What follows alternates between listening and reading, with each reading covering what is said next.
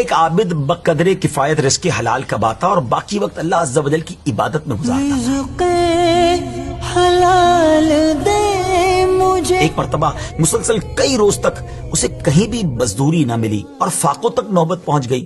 وہ خود بھی بھوکا رہا اور اہل و عیال بھی بھوک کی مشقت برداشت کرتے رہے. جب معاملہ حد سے بڑھ گیا تو اس نے اپنی زوجہ سے کہا کہ کل میں مزدوری کے لیے جاؤں گا, تم دعا کرنا, اللہ عز و جل تمام مخلوق کو رزق دینے والا ہے, وہ ہمیں بھی محروم نہ رکھے گا.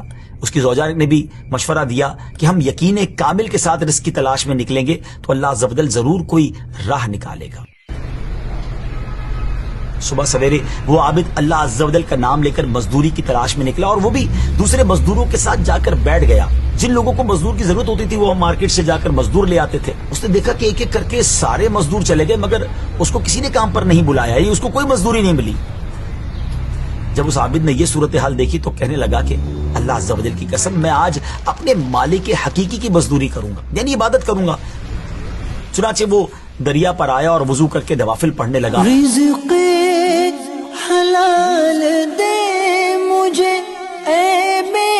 سارا دن اسی طرح رکوع و سجود میں گزار دیتا. شام کو جب گھر پہنچا تو اس کی بیوی نے پوچھا کیا کسی کے ہاں تمہیں مزدوری ملی؟ اس نے جواب دیا ہاں, میں نے تو آج بہت کریم مالک کے ہاں مزدوری کی ہے, اس نے وعدہ کیا ہے کہ وہ مجھے اس مزدوری کا بہت اچھا بدلہ دے گا. دوسری صبح دوبارہ یہ عابد مزدوری کی صف میں کھڑا ہو گیا. کسی نے اس کو مزدوری کے لیے طلب نہیں کیا, باقی لوگوں کو وہ لے جاتے گئے, پھر اکیلا رہ گیا. اب اس نے سوچا کہ پھر آج میں اللہ عز و جل کی عبادت کروں گا. پھر دریا کنارے جا کر عبادت کرنے لگا اور جب شام واپس گیا تو بیوی نے پوچھا کہ آج تمہارے مزدوری تمہیں ملی, کچھ پیسے لائے؟ تو کہتا نہیں, میں نے آج بھی بڑے کریم کی مزدوری کی ہے مگر میرے مالک نے انشاءاللہ وعدہ کر رکھا ہے کہ مجھے اس مزدوری کا اچھا بدلہ دے گا, میری اجرت اس مالک کے پاس جمع ہو رہی ہے.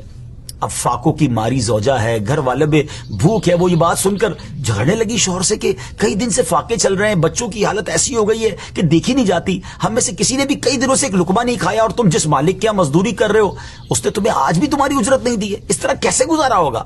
اس پر وہ عابد بہت پریشان ہوا اور ساری رات کروٹیں بدلتے اس نے گزاری. بچے بھوک کی وجہ سے بلبلا رہے تھے اور اس کی اپنی حالت بھی قابل رحم تھی. بالآخر صبح وہ پھر بازار گیا, مزدوروں کی صف میں کھڑا ہو گیا. آج پھر ویسا ہی ہوا کہ اس کو مزدوری نہیں ملی, کوئی بھی اپنے ساتھ نہیں لے گیا. وہ عابد پھر اپنے پاک پروردگار کی رحمت سے مایوس ہونے والا نہیں تھا. وہ پھر دریا کنارے پہنچا, وضو کر کے نوافل پڑھنے لگا. دل میں کہا کہ آج پھر گھر کیسے جاؤں گا, کیونکہ اگر آج بھی کچھ لے کر نہیں گیا تو گھر والے کیا جواب دیں گے. لیکن اب وہ جب گھر کی طرف جانے لگا اسی ٹینشن میں تھا کہ بات کیا کروں. لیکن جب دروازے کے قریب پہنچا تو اسے کھانے کی خوشبو آنے لگی. وہ حیران ہو گیا, لگتا ہے میں کسی اور کے گھر میں تو نہیں جا رہا ہوں, میرے گھر میں تو کچھ بھی نہیں ہے کھانا پکانے کے لیے. لیکن جب دروازہ کھٹکھٹایا تو گھر کے اندر خوشی کا سما تھا, گھر والے خوشی سے باتیں کر رہے تھے.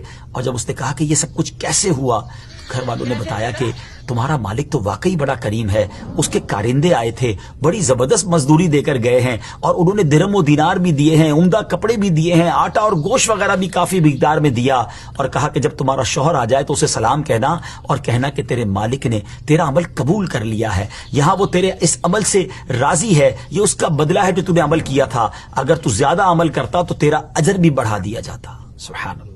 دیکھا آپ نے, یہ تو دنیا میں اس مزدور کے عمل کا کچھ اجر تھا, رب عز و جل اس کا اصل بدلہ تو جنت میں عطا فرمائے گا نا. یقیناً اللہ عز و جل کسی کا عمل ضائع نہیں کرتا. اس واقعے سے ہمیں یہ بھی درس ملتا ہے کہ چاہے خوشحالی کے ایام ہو یا تنگ دستی کا عالم ہو, ہر حال میں شکر الہی بجا لانا چاہیے, اس کریم رب عز و جل پر کامل بھروسہ رکھنا چاہیے اور اس کی عبادت و ریاضت سے مشغول رہنا چاہیے. یقیناً جو لوگ اللہ عز و جل کی ذات پر بھروسہ کرتے ہیں اللہ عز و جل انہیں ایسا نوازتا ہے کہ ان کے وہم و گمان میں بھی نہیں ہوتا.